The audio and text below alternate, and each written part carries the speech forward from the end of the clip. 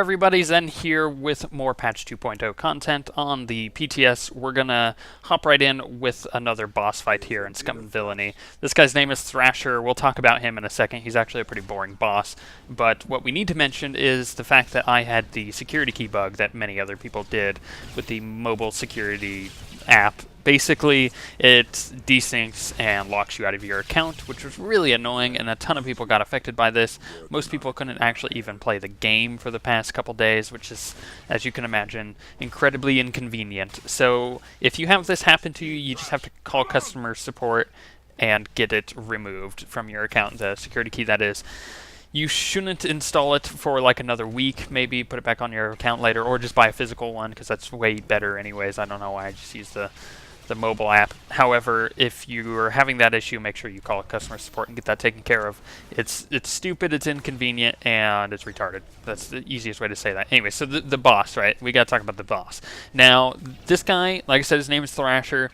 He's pretty much a tank and spank. He's the most boring boss we've done. There's a few mechanics we'll talk about here, but as far as like what I rate him as for all the other bosses, I'd probably give him like a 2 out of 10. He's not very exciting, he's super boring. But you'll see that the little ground pound thing he does right there, and he knocks the tank back. So it's a tank swap, so when the tank gets knocked back, you just swap tanks real quick, just so he doesn't go running off after anybody else. And the other tank just picks him up and does that. So that's pretty much that mechanic in a nutshell. It's pretty dang easy as far as that goes. Like I said, as a tank, it's basically a tank and spank. It actually reminds me a lot of Balrog in Firelands for World of Warcraft during the Cataclysm expansion. There's a couple other mechanics. You'll see this one right here. There is an ad that spawns to my right, and it'll target somebody, as you see the blue targeting reticule on somebody, and it'll just charge them. That person has to go to the side of the room, and the ad will explode and do a ton of damage to the poor person, and then put fire there. The reason you move them to the side of the room is because that stuff doesn't despawn from what we can tell, so you just move it out of the way, basically.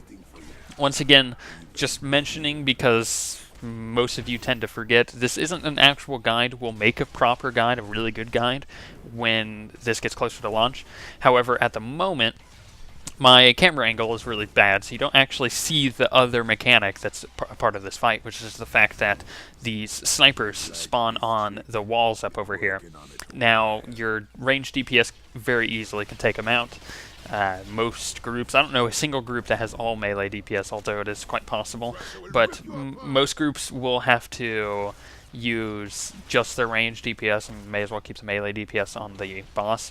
But your marauders and stuff like that can charge up. They could very easily charge up to the walls and kill the guys and then jump back down. At least that's what we were able to gather from the mechanics there, so not too big of a deal. Overall, the boss is super easy, super boring, really generic, and could probably use some work. So I'm expecting him to change quite a bit before 2.0 actually comes out. Or I guess before Rise of the Hutt Cartel comes out, that's the best way to put it. And that's, that being said, there are 2 more really cool bosses right after this guy, so it does kind of make up for it. So I'm okay with there being 1 boring boss at least. I mean, it gives the tanks a break.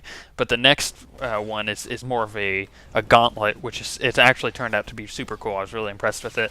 And then the one after that is a very good puzzle boss. It's one of those puzzle bosses that actually make you think beforehand, unlike some of the ones in the game right now, like the minefield. It's not a thinking man's puzzle boss. You just pretty much go in there and just do the minefield real quick. Super easy.